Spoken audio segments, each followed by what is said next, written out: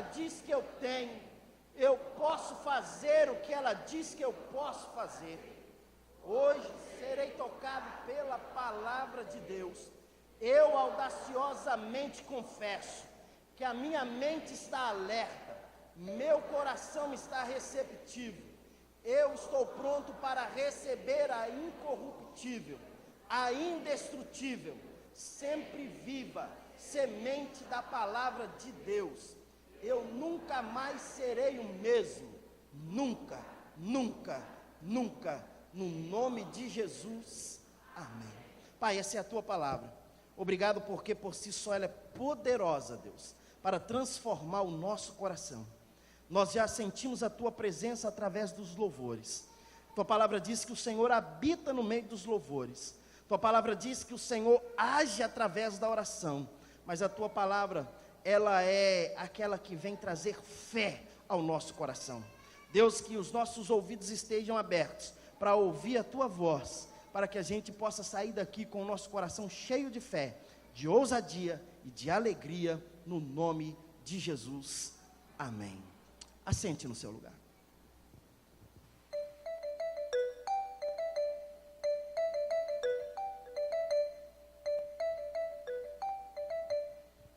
Quando nada faz sentido, quando tudo que chega é o fim.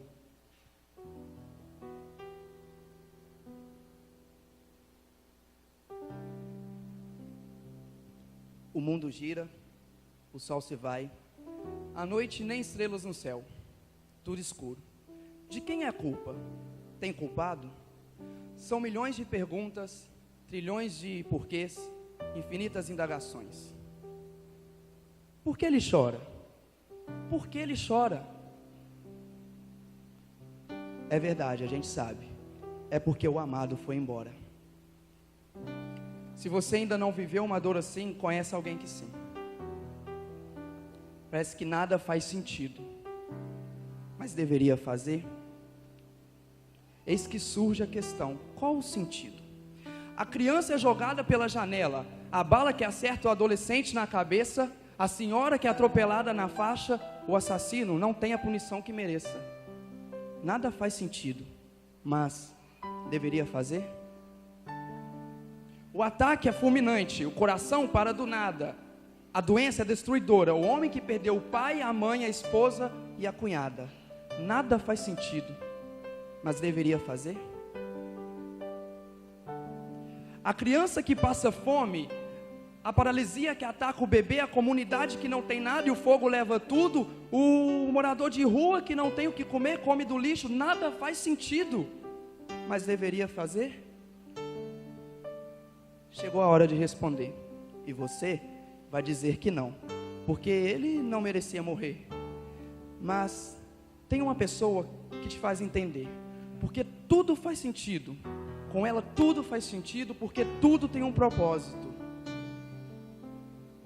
Até mesmo na perda de um amigo, você encontra forças e se mantém firme. Tenha fé. Pode vir a tsunami, o terremoto, as frustrações, as dores, o sofrimento, a angústia, mas eu vou entender e vou me manter em pé. Ao menos eu vou tentar, porque Ele promete que vai me ajudar. Porque quando nada faz sentido, tudo faz sentido, por meio daquele que me faz inabalável.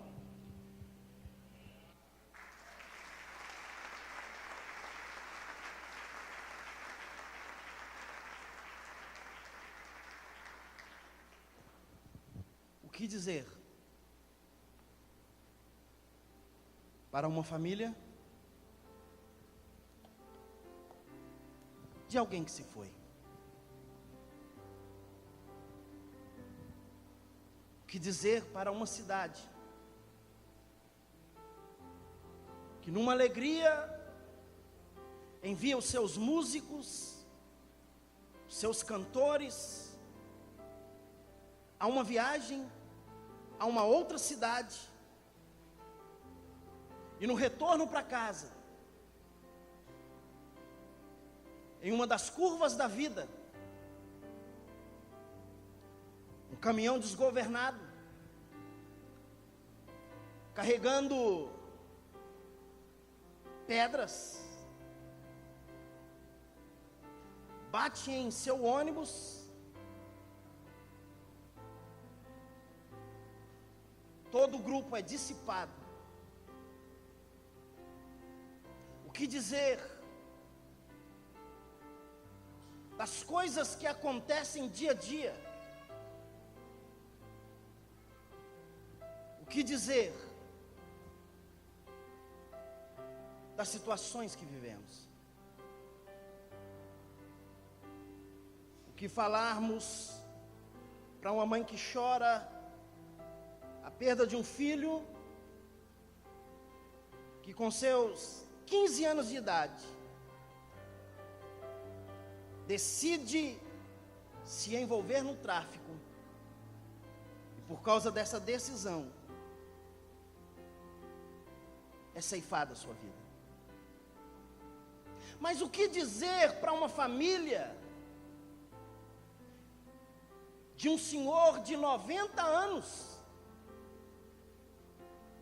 que nunca esbanjou as suas forças, que esteve sempre no temor do Senhor, que esteve na casa de Deus, e o fim da vida se torna trágico? Poderia ser sem dor, poderia ser sem nenhum problema, dormir e não acordar mais, mas a dor é intensa. Talvez a enfermidade bate a porta, talvez essa enfermidade vai sendo preciso mutilar órgãos, e vai perdendo o que é de mais precioso. O que dizer? O que chegar em um culto fúnebre e dizer para aquele que perdeu o pai, para aquele que perdeu a mãe, mas o que dizer para aquela que perdeu o bebê, que nasceu e poucas horas depois se foi? Nos sentimos desamparados, nos sentimos apavorados. A vida é assim. A vida nos surpreende. Passamos por crises, passamos por momentos que não queríamos passar, mas desamparado, nunca. O que precisamos é crer e acreditar que o que Jesus disse é realidade. Eis que estarei convosco todos os dias, até a consumação dos séculos. Não é porque somos tementes, fiéis, crentes, e seguir a Jesus não nos implica, ou não nos tira dos favores da vida. Pois Ele mesmo disse: no mundo tereis aflições. Mas Ele diz: desamparado você não estará. Tem de bom ânimo, eu venci o mundo. Se Jesus venceu o mundo, o apóstolo João disse: esta é a vitória que vence o mundo, a nossa fé. Por isso essa noite você está nessa casa, para que o seu coração se encha de fé. E a Bíblia diz que a fé vem pelo ouvir, e ouvir a palavra. E eu queria deixar um texto para ficar gravado no teu coração. Isaías, capítulo de número 62, o versículo 4.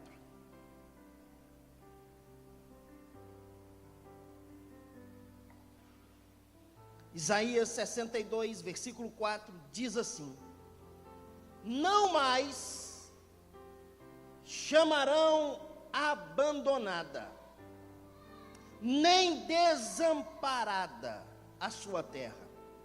Você, porém, será chamada Efisibá, e a sua terra Beulá, pois o Senhor terá prazer em você, e a sua terra estará casada.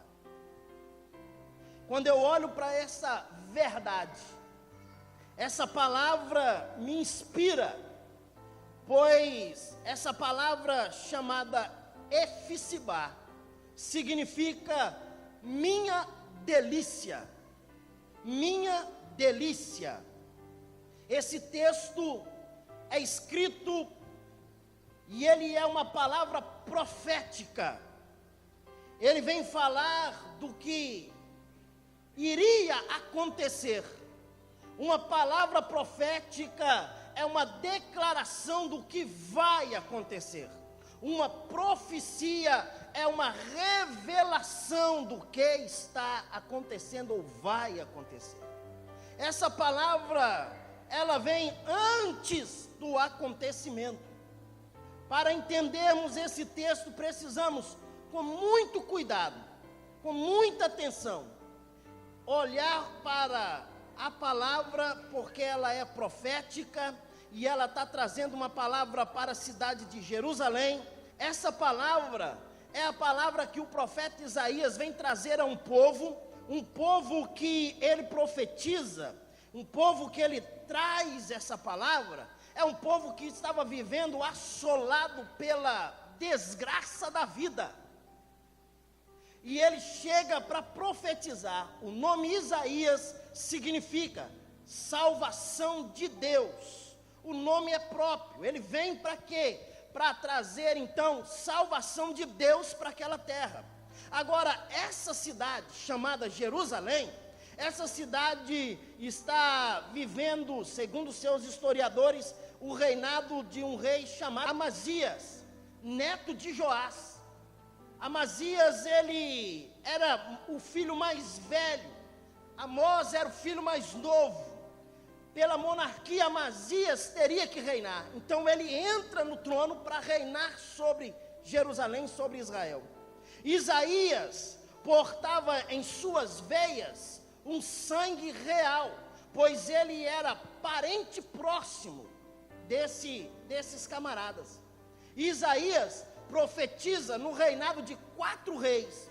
Ele profetiza no reinado do rei Uzias. Quem não lembra do texto de Isaías capítulo 6, quando ele diz, no ano da morte do rei Uzias, seu primo, que morre, ele estava no templo. Isaías profetiza no reinado de Jotão, Isaías profetiza no reinado de Acás, e Isaías profetiza no reinado de Ezequias. Porém, Isaías teve o desprazer de ver e de conhecer Jerusalém em um tempo de vergonha, em um tempo de escassez. A nossa geração está tendo o desprazer de conhecer um Brasil em tempo de vergonha, um tempo onde os nossos governantes estão trocando os pés pelas mãos. Assim vivia Israel, assim vivia Jerusalém. Jerusalém tinha experimentado o reinado de um rei que ele não fez nenhuma guerra, mas ele se aliou a todos os povos da sua época. Salomão, um dos homens mais sábios da terra, Salomão, ele conseguiu atrair para si, ele conseguiu trazer para perto sabedoria, e ele assenta no trono, e a história diz que o mais pobre em Jerusalém, no reinado de Salomão, tinha pelo menos 4 servos, 4 escravos, o mais pobre. Veja que Salomão traz riqueza para a nação. Salomão tira das ruas as pedras, e ele troca as pedras por pratas batidas. Nas praças havia prata e ouro. O seu trono era formado de ouro maciço. Ele muda a história de Israel. Ele faz pelo menos 200 escudos de ouros, aonde esse povo ia para uma grande festa que ele fazia. E ele fazia pelo menos 3 festas na cidade. E as nações iam, e quando elas chegavam, os seus soldados mostravam os escudos de ouros, soldados mostravam aqueles escudos feitos de ouro maciço, com a estrela de Davi colocada na sua testa, naqueles escudos, e era o orgulho de Israel, o orgulho de Jerusalém. Jerusalém era uma cidade que estava vivendo os melhores dias na época de Salomão. Porém, Salomão morre, entra o seu filho Jeroboão. Jeroboão, ele destrói, acaba com tudo que havia acontecido. Israel agora passa a viver tempos e tempos de desespero, tempos e tempos de desgraças. Agora vem Isaías, o profeta, está vivendo um tempo de que ele está sendo desprezado, e ele está tendo um momento de profetizar e ninguém dá ouvido. Ele fala e ninguém ouve, ele profetiza e ninguém dá atenção. Aí ele diz e ele fala sobre tantas coisas. Ai daqueles naquele dia, ai de vocês que estarão fazendo, e ninguém ouve absolutamente nada. Isaías teve o desprazer de contemplar cerca de 200 mil judeus sendo levados cativos para Constripta, capital de Damasco, aonde eles levavam como escravo aqueles homens, aquelas mulheres, aqueles meninos, e eles estavam fazendo que esse povo fosse escravizado. Jerusalém estava agora perdendo a sua pompa, Jerusalém agora está perdendo a sua alegria. E aí, o que dizer para a geração que estava crescendo, que eles tinham ouro nas praças, que eles tinham prata nas praças, que eles pisavam em prata e ouro? O que dizer para uma geração que o seu rei não guerreou, mas ele tinha sabedoria para administrar todas as advertências da cidade? O que dizer para essa geração? Ele começa a entrar em desespero. Ele viu quando Jerusalém foi levada debaixo de chicotes, debaixo de açoites. Jerusalém agora está sendo atacada, destruída. Jerusalém agora foi sitiada. Ficaram apenas algumas mulheres. Essas mulheres, elas tinham seus filhos, e diz os historiadores que quando seus filhos nasciam, que eram homens, vinham os soldados e pegavam essas crianças e levavam embora. Aquela mãe, ela colocava um nome no filho, mas ela não tinha o direito de estar perto do filho. Os historiadores dizem que aquela mãe, ela arrancava dela aquele bebê e levava como escravo. Aquela mãe ficava em desespero. Aí eu pergunto, o que faz sentido tudo isso? Para que todas essas coisas acontecem? Por que isso aconteceu em Jerusalém? Agora vem essa nação, vem esse povo, e eles não têm palavras para dizer para uma mãe que o filho foi levado embora. Aí lá onde eles estavam, em Damasco, recebia um novo nome, e nunca mais aquela mãe via o seu filho. A situação era caótica, a situação era desesperadora, a ponto das mães, para lembrar dos filhos, elas iam no ferreiro, pediam o ferreiro para escrever um nome num pedaço de metal. Ele escrevia o nome do filho, e ela ia no fogo, esquentava aquela chapa, e ela vinha na mão, e ela colocava aquela chapa na mão, aquela chapa esquentava, fazia ferida na palma da mão, doía, depois vinha casca, arrancava a casca, mas quando secava, lá estava escrito o nome do filho que ela tinha perdido.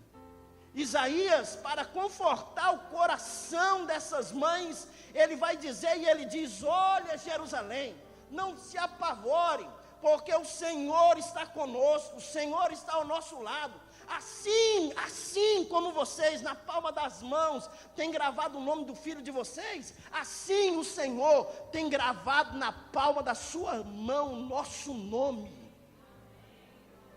Isaías tenta de toda forma trazer uma palavra de consolo para a nação, mas o que dizer? O que falar? Abra sua Bíblia, 2 Coríntios, capítulo de número 4. Escute o que o apóstolo Paulo vai dizer. 2 Coríntios, capítulo 4, versículo de número 9. O apóstolo Paulo vai dizer de um momento de desespero, de um momento de dor, de um momento de perda, de um momento onde nós não temos explicações, aí ele vai falar algo conosco. 2 Coríntios capítulo 4, versículo 8, ele diz assim: de todos os lados somos pressionados, mas não desanimados, ficamos perplexos, mas não desamparados, somos perseguidos, mas não abandonados, somos abatidos, mas não destruídos, trazemos sempre em nosso corpo o morrer de Jesus, para que a vida de Jesus também seja revelada em nosso corpo. O apóstolo Paulo vem dizer que todo sofrimento, ele tem um limite, ele tem um tempo de basta. Ninguém sofre a vida toda, ninguém passa por situações difíceis a vida toda. Nós passamos por momentos, bem na verdade é uma após outra, mas ele começa dizendo: em tudo somos atribulados, em tudo vivemos angústia, em tudo vivemos situações difíceis. E o que é tribulações? Tribulações são adversidades, tribulações são problemas. O que é angústia? E aí ele vai dizer que angústia nós não vivemos. Para aqueles que conhecem a palavra, ele está dizendo: somos atribulados, mas não angustiados. Nós somos, a tradução diz, nós somos pressionados, mas nós não somos angustiados. Angústia quer dizer uma aflição intensa, uma aflição que bate dentro da gente, uma agonia que a gente não sabe o que fazer. Nunca vivemos sem tribulações, mas jamais viveremos uma vida de angústia. João capítulo 16, versículo 33, Jesus disse, e eu já citei: no mundo tereis aflições. Pastor, o senhor está me animando muito hoje. Pois é, meu irmão, eu estou querendo dizer para você que você vai ter aflições, mas você não está desamparado. De que adianta dizer, somos mais do que vencedores? Eu creio, o sol vai brilhar, o choro pode durar uma noite, a alegria vem pela manhã. Meu irmão, deixa eu dizer para você, eu creio na Bíblia, eu creio que a nossa luta vem, a nossa luta passa, eu creio que Deus pode prover, eu creio que Deus pode realizar, eu creio que Deus pode fazer, mas eu também creio na palavra, e nós vamos viver tempos difíceis na nossa história. Tribulações sim, angústia não. Olha o Salmo 107, o Salmo 107 diz assim, agora eu vou ler numa versão diferente um pouquinho da que vai lá para o telão, então se vocês nem quiserem colocar, fique à vontade. Diz assim o Salmo 107, versículo 28, então clamam ao Senhor na sua tribulação, e Ele os livra das suas angústias, faz cessar a tormenta e acalma-se as ondas. Ei, irmão, aqui é o salmista dizendo, ele está dizendo o seguinte, então clamam ao Senhor na sua tribulação. Existe momento de tribulação? Existe sim. É você abrir o seu bocão santo e começar a clamar a Deus, que o Senhor está dizendo, e Ele livra você das angústias. Pois a tribulação pode trazer angústia. Ele não está prometendo, Ele não está dizendo que vai livrar você das tribulações. Ele está dizendo que vai livrar você daquilo que a tribulação vai produzir, angústia. E a angústia nos faz perder o sentido, nos faz perder a noção, nos faz entrar em depressão aguda, e Ele está dizendo, faz cessar a tormenta e acalma-se todas as ondas. No momento de tribulação, meu irmão, clame ao Senhor. Escuta o que o Salmo 116, versículo 1 diz, amo ao Senhor, porque Ele ouviu a minha súplica, porque inclinou para mim os seus ouvidos, portanto, invocá-lo-ei enquanto viver. Cordéis de morte me cercaram, e angústias do inferno se apoderaram da minha vida. Entrei em aperto e em tristeza. Então invoquei o nome do Senhor, dizendo, ó Senhor, livra a minha alma. Piedoso é o Senhor e justo, o nosso Deus tem misericórdia. O Senhor guarda os simples, estava abatido, mas Ele me livrou. Volta minha alma para o teu repouso. Olha o que o salmista está dizendo. A situação estava tão apertada para o salmista, que ele faz uma expressão, que eu nem consigo imaginar o que é, irmão. Imagina, se a angústia já é algo desesperador, ele vem dizer, cordéis de morte me cercaram, angústias do inferno se apoderaram de mim. Se é do inferno, não é coisa boa, gente. Já é destruição total. Agora ele vai declarar, então invoquei ao Senhor, e Ele me livrou, porque Ele é piedoso, Ele é justo, Ele é verdadeiro. Eu posso viver atribulado, ou passar por tribulações, mas eu não vou viver uma vida angustiada, porque o Senhor me livra de todas as minhas mazelas, no nome de Jesus. A segunda coisa que o apóstolo Paulo vem dizer, ele vem dizer, o versículo de número 8 ainda, ele diz, ficam perplexos, mas não desanimados. Quantas vezes nós ficamos perplexos com aquilo que está acontecendo com a gente? Quantas vezes nós ficamos perplexos? Perplexo é admiração. Ficamos atônitos, espantados. Desanimado é estar sem esperança, sem vigor. Eu não sei o que vai acontecer comigo amanhã, eu fico perplexo. Mas eu não desanimo, eu sei que Deus está no controle de todas as coisas. Perplexidade, admiração, sem saber o que está acontecendo. Imagina um homem chamado Jó. Um homem que Deus vai dar uma palavra acerca dele, homem reto, sincero, temente, se desvia do mal. Quem é esse, irmão? Jó recebe um testemunho de Deus, e de repente Jó começa a perder tudo. A Bíblia diz que num dia só, ele perdeu 3.000 camelos, 7.000 ovelhas, 500 juntas de boi, 500 jumentas, e ainda perdeu 10 filhos. O que dizer para um homem desse, que o próprio Deus disse para ele, é reto, é sincero, se desvia do mal? Por que então essas coisas aconteceram? Por que tudo isso sobreveio? Jó vive as suas perdas, Jó fica perplexo, mas ele dá uma palavra, e somente aqueles que têm a fé no coração podem dizer essa palavra. Ele diz, nu saí do ventre da minha mãe, nu voltarei para lá. O Senhor deu, o Senhor tomou, bendito seja o nome do Senhor. No capítulo 19, Jó, ele vai relatar e vai dizer da sua angústia.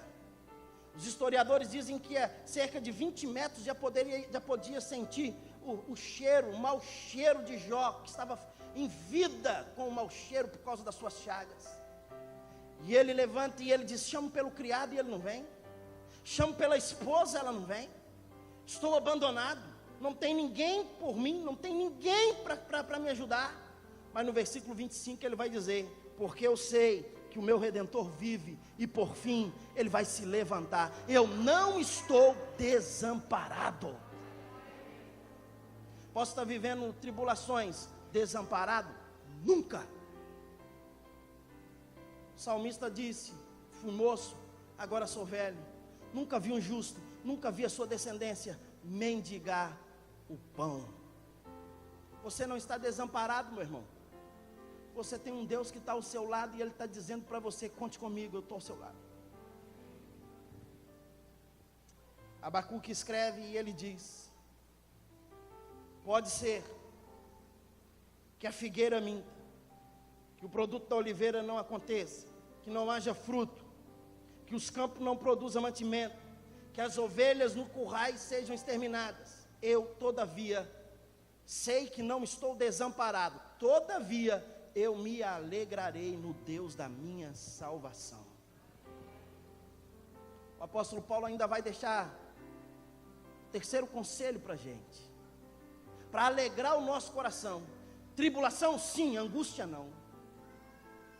Vai acontecer perplexidade sim, mas eu não vou estar desanimado, eu vou estar caminhando. Vai acontecer perseguições, mas eu não vou estar desamparado. Ele diz: perseguidos, mas não desamparados. Qual a perseguição que você tem vivido? Perseguição é ser caluniado, é ser apontado, é ser julgado. Desamparado é ser abandonado. Você pode estar sendo perseguido, mas Deus está ao seu lado e Ele está dizendo para você: eu contemplo todas as coisas, e eu sou o Senhor que te tomo pela mão e eu te digo: não temas, eu estou cuidando da tua história, eu estou cuidando de você. Quando eu olho para a palavra Êxodo capítulo 14, a gente olha para um texto e a gente começa a meditar um pouquinho e pensar: por que tudo isso acontece? Deus tira o povo do Egito com braço forte, com mão estendida, diz a palavra, traz o povo, coloca o povo de frente do mar. Moisés diz: senta todo mundo senta. Quando eles olham para trás, vem Faraó. Faraó com os seus soldados. A Bíblia diz que aquele povo se desespera. Eles chegam para Moisés e dizem: não tinha sepulcros para a gente morrer lá no Egito?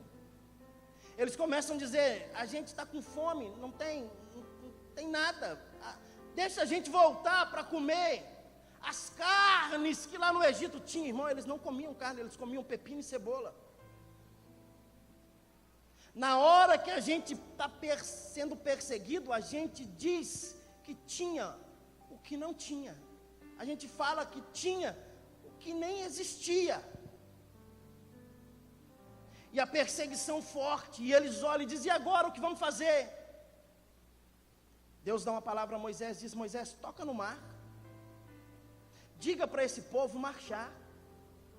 A Bíblia diz que Moisés, ele vem com seu cajado, toca nas águas, o povo marchando, e quando esse povo marcha, que eles entram dentro das águas, o mar se abre. Ei, irmão, você pode estar sendo perseguido, o mar vai se abrir, porque Deus é contigo. Não te assuste, não te espante. Às vezes nós não imaginamos o cuidado de Deus em nossa volta. Geazi, o servo de Eliseu, levanta de manhã, todo serelepe para fazer o café, e quando ele vai, que ele olha para as montanhas, ele vê os cavaleiros que estão ali para prendê-los. O rei da Síria tinha mandado os seus exércitos para prender Eliseu. Ele se desespera e ele grita: meu senhor, carros e cavalos. Eliseu sai para fora. Eliseu olha para os carros, e na verdade havia a perseguição. Na verdade, ele estava pronto a ser preso. Na verdade, estava tudo difícil. Aos olhos humanos estava complicado. Mas ele olha e diz assim: oh Deus, abre os olhos desse menino para que ele veja. Quando abriu os olhos, ele contemplou carros e cavalos de fogo. O nosso grande problema é que a gente está contemplando só aquilo que está em nossa volta, a nossa circunstância.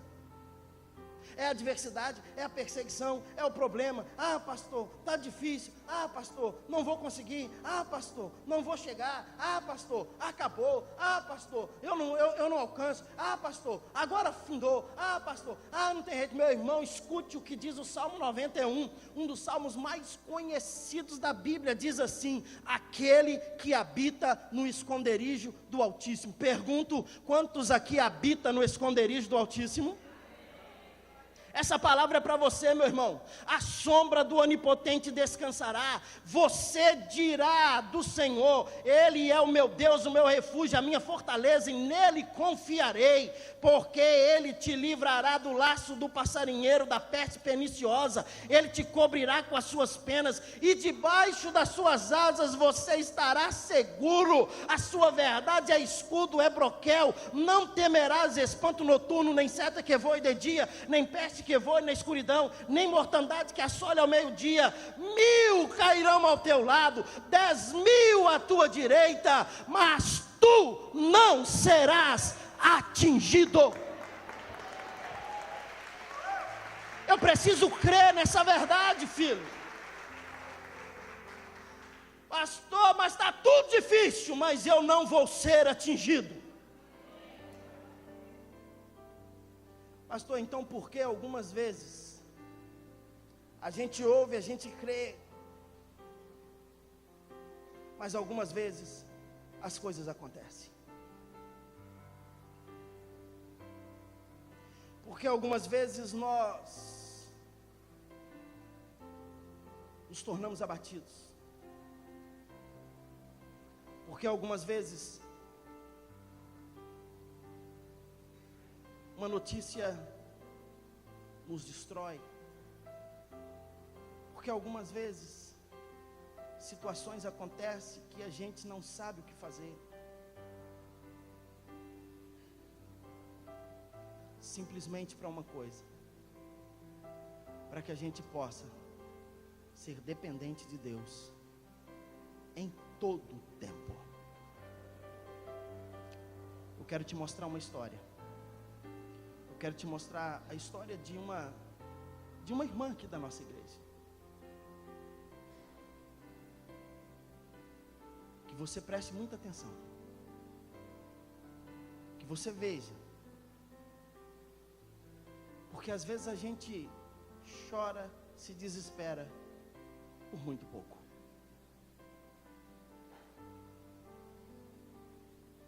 Precisamos aprender a confiar mais em Deus. Precisamos aprender a confiar mais no Senhor. Assista comigo o depoimento dessa irmã. Oi, gente. Hoje eu vim contar um pouquinho da minha história. O meu nome é Rose, eu tenho 50 anos de idade, sou paulistana. Nascida e criada em São Paulo. Bom, vou falar um pouquinho da minha vida em São Paulo. Trabalhei, na verdade, eu saí do Espírito Santo com 28 anos, que meus pais são capixaba, retornei para São Paulo. Lá trabalhei, fiz muitos amigos, tive uma vida normal.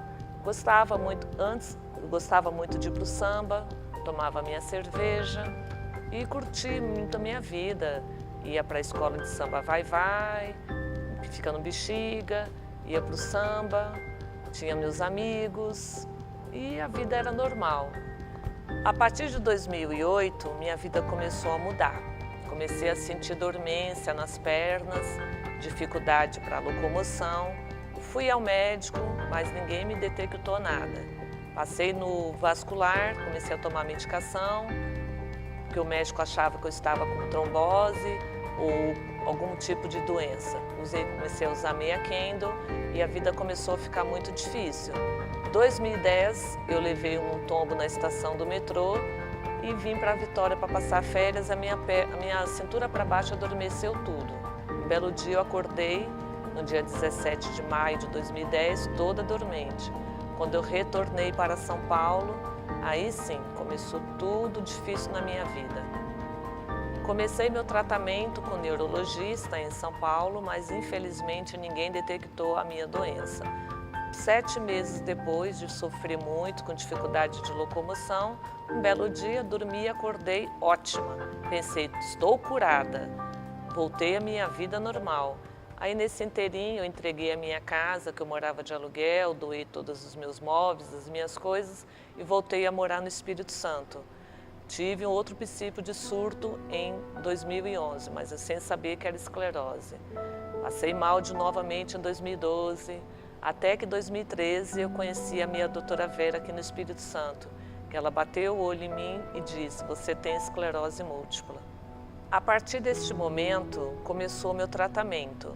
Tomava injeções subcutâneas, muito sofrimento, foram 6 meses de total desespero.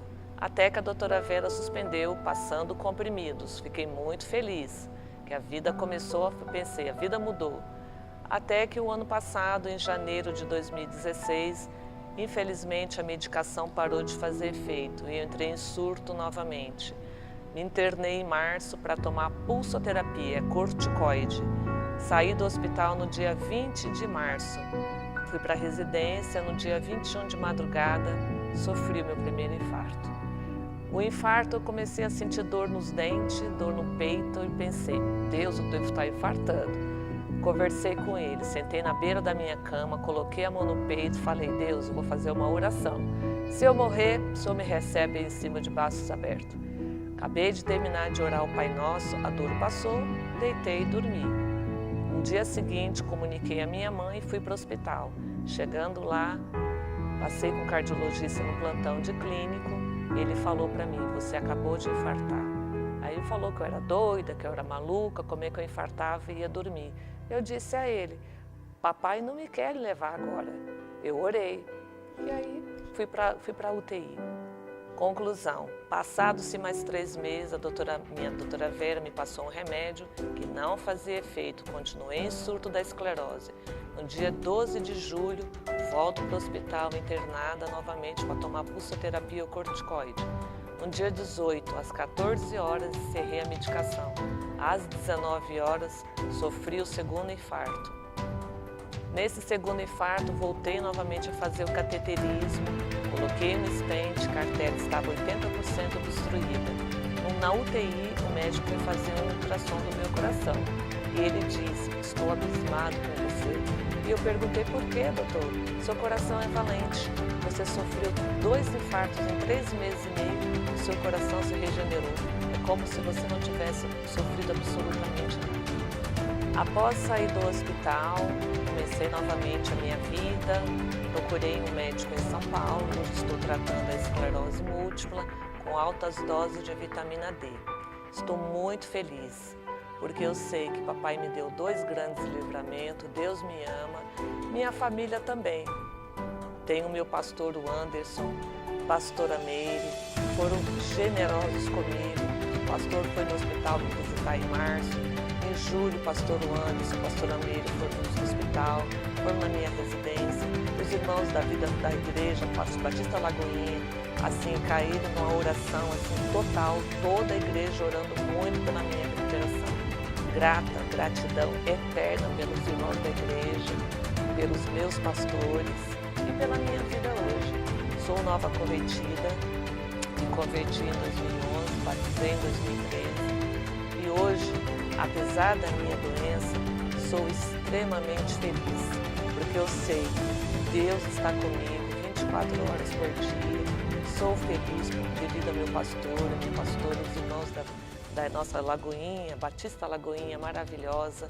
E, enfim, apesar de toda a minha luta, sou feliz hoje, porque antes, quando eu estava no mundo, tomando a minha cerveja, no meu samba, não era feliz. E hoje, na presença de Deus, sou extremamente feliz. Então, pessoal, com tudo isso que eu já passei pela minha vida, pelas lutas, eu estou hoje inabalável. Glória a Deus!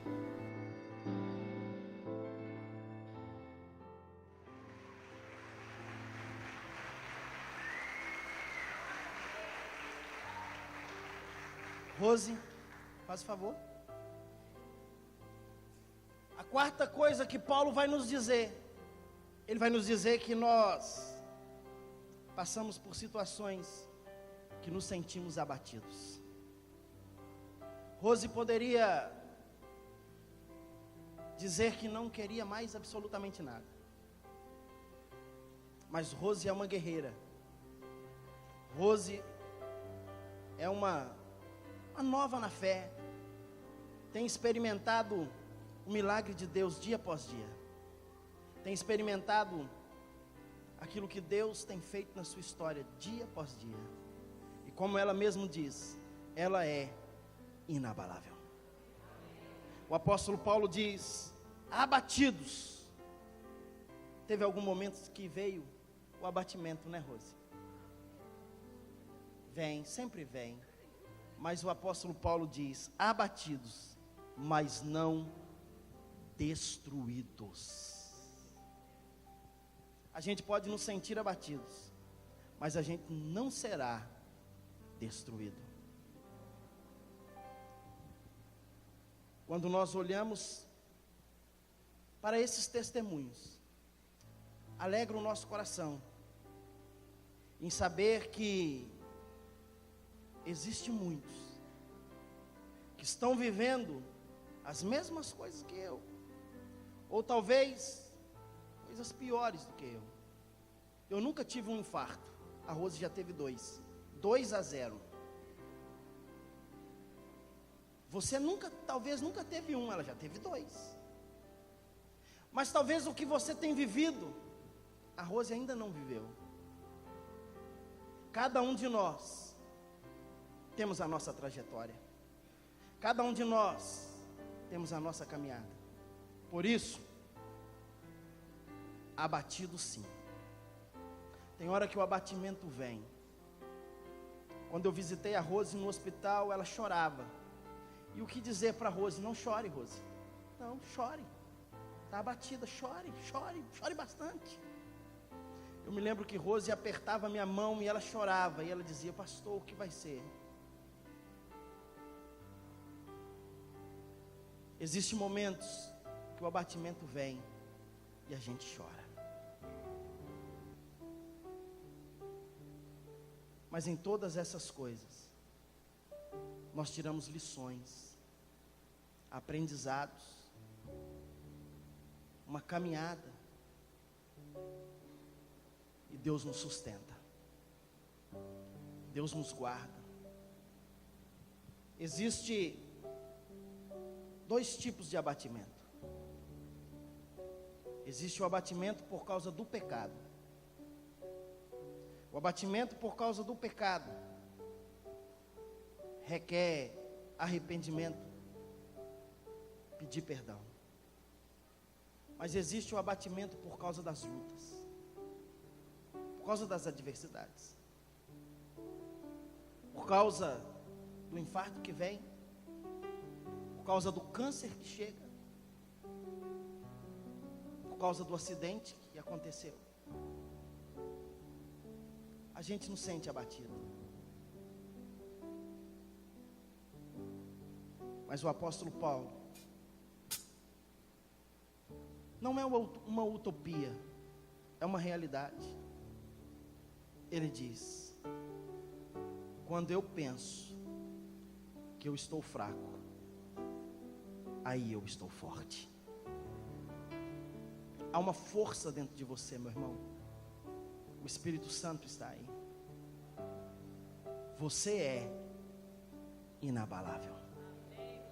Olha, eu só tenho que agradecer, porque pastor Anderson, pastora Meire, então assim, foram extremamente generosos, foram no hospital me visitar, na minha residência.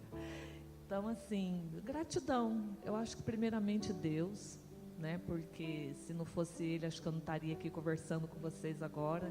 Em março, comecei a infartar, falei: e agora? Eu vou orar, porque se eu morrer, Deus me recebe. Então não era a minha hora ainda de eu ir. Novamente infartei de novo em julho.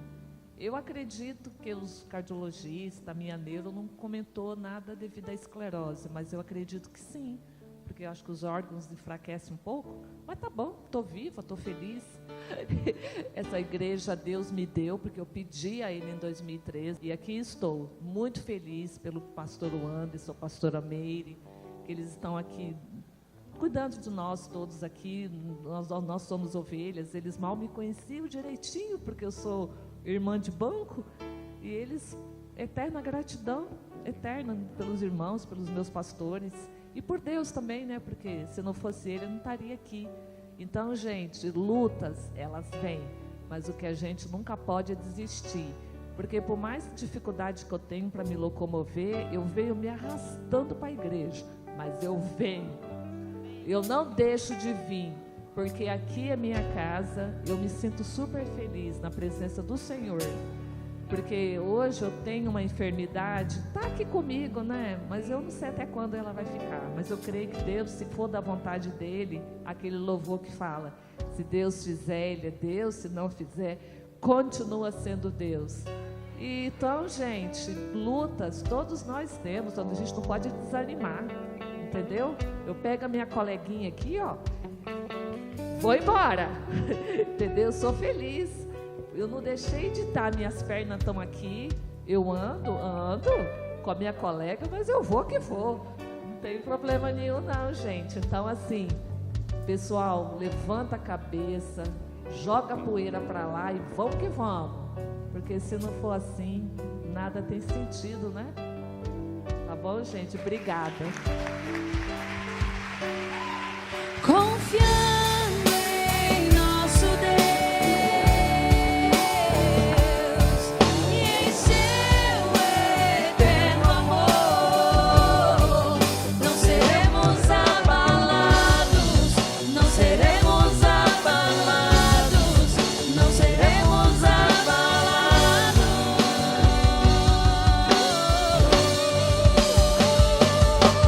Confiando em nosso Deus.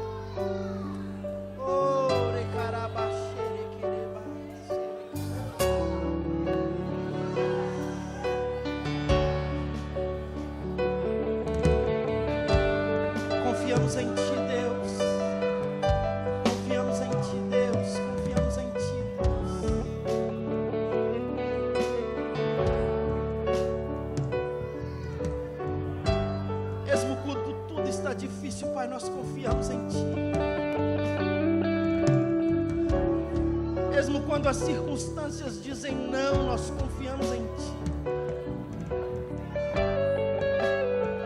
Mesmo quando os médicos dizem não, nós confiamos em Ti.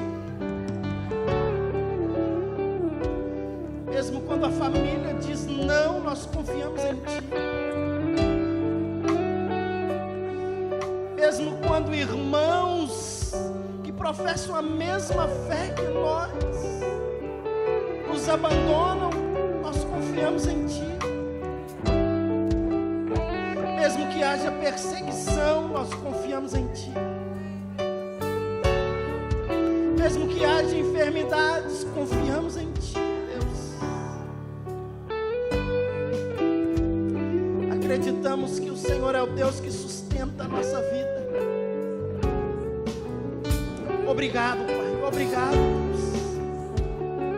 Obrigado porque podemos nos sentir inabaláveis, porque o Senhor está ao nosso lado. O Senhor destrói os nossos inimigos e nós conseguimos vencer, porque o Senhor está ao nosso lado. Nós cremos, Deus. Nós cremos, Pai, no nome de Jesus. Coloque as suas duas mãos no seu coração. Ore após mim dizendo assim: Senhor Deus, esta noite eu quero